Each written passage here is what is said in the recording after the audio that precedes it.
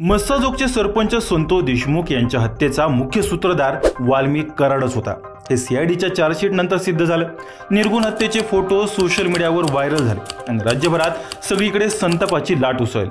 कित्येक ठिकाणी वाल्मिक कराड आणि धनंजय मुंडे यांचे पुतळे जाळण्यात आले, त्यांच्या फोटोला जोडे मारण्यात आले आणि सगळीकडेच वाल्मिक कराडच्या विरोधात रान उठलं। हत्येचे ते क्रूर फोटोज व्हायरल झाल्यानंतर समाजात झालेला उद्रेक अजूनही शांतच होत नाहीये।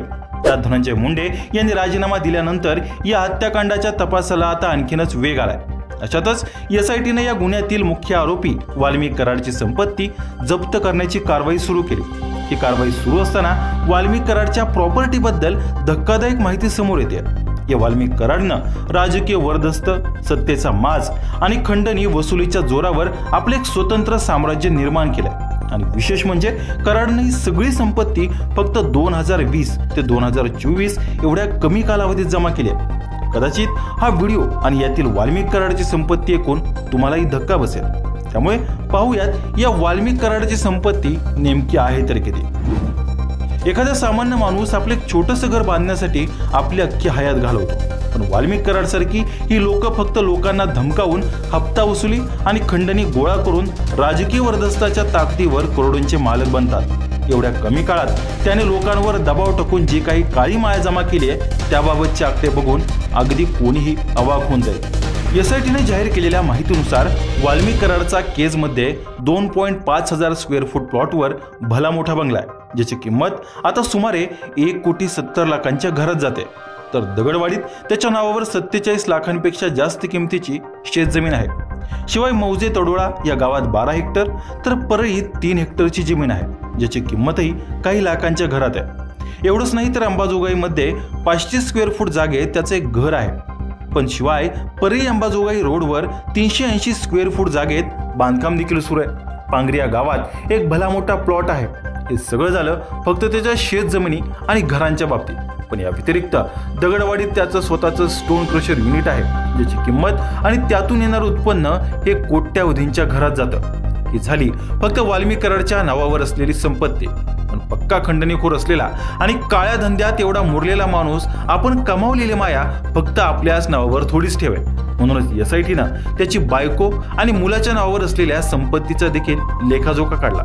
तर त्यात त्याच्या बायकोच्या नावावर परळी तालुक्यातील वडगावमध्ये सुमारे 13 लाख रुपये किमतीची 4.5 एकरची शेतजमीन आणि प्रत्येक 1.5 लाख रुपये किमतीचे 2 प्लॉट आहे आणि मुलगा गणेश कराड याच्या नावावर शिरसाळा गावात 550 स्क्वेअर फुटाचा प्लॉट आहे।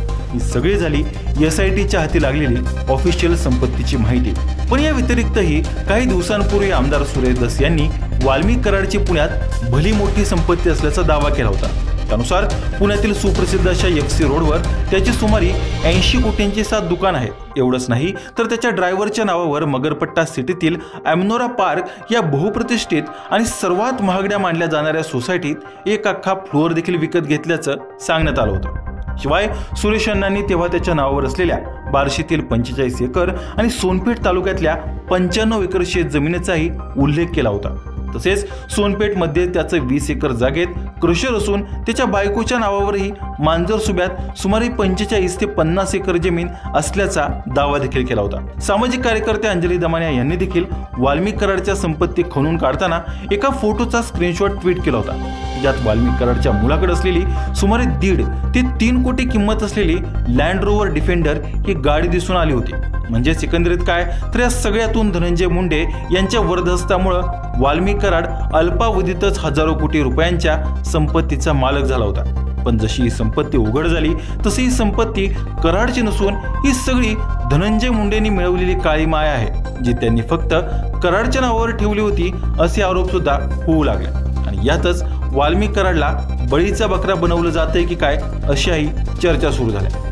मनोज जरांगे पाटलांनी तर धनंजय मुंडे आपली सगळी प्रॉपर्टी वाल्मिक कराडच्या नावावर ठेवतात। वाल्मिक कराड हा धनंजय मुंडे यांच्यासाठीच खंडणी वसूल करत होता आणि हाच सगळा काळा पैसा निवडणुकीच्या काळात वापरण्यात आला असा स्पष्ट दावा केला।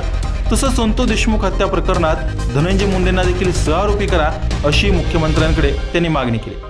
आता वाल्मिक कराड आणि धनंजय मुंडे यांचे पूर्वापार असलेले संबंध तर जगापासून लपून राहिलेले नाहीयेत। शिवाय धनंजय मुंडेंचे सगळे बीडमधील व्यवहार वाल्मिक कराडच पाहत होता असे दबक्या वादात बोललं जातं. त्यामुळे आता सीआयडी चार्जशीट आणि एसआयटीच्या हाती लागलेले संपत्तीची माहिती यातून वाल्मिक कराडचे काळे कारनामे बाहेर आले आणि त्यासोबतच या हजारो कोटींच्या संपत्तीचा मालक खरोखरच फक्त वाल्मिक कराड आहे की याचा खरा मालक धनंजय मुंडे देखील आहेत हा प्रश्न आजही अनुत्तरितच आहे. त्यामुळे आता धनंजय मुंडेंच्या राजीनाम्यानंतर याबाबतची अधिकची तथ्य बाहेर निघतील आणि संपत्ती खरंच कोणाची आहे याचंही उत्तर मिळेल. पण तोपर्यंत या प्रकरणाबद्दल आणि वाल्मिक कराडच्या संपत्तीबद्दल तुम्हाला काय वाटतं? तुमची काही मतं असतील, प्रतिक्रिया असतील तर ते आम्हाला आमच्या कमेंट बॉक्समध्ये नक्की सांगा. आणि अशाच नवनवीन आणि माहितीपूर्ण व्हिडिओसाठी आमच्या हॅलो महाराष्ट्र या चॅनलला लाईक, शेअर आणि सबस्क्राईब करायला विसरू नका. व्हिडिओ शेवटपर्यंत पाहिल्याबद्दल धन्यवाद.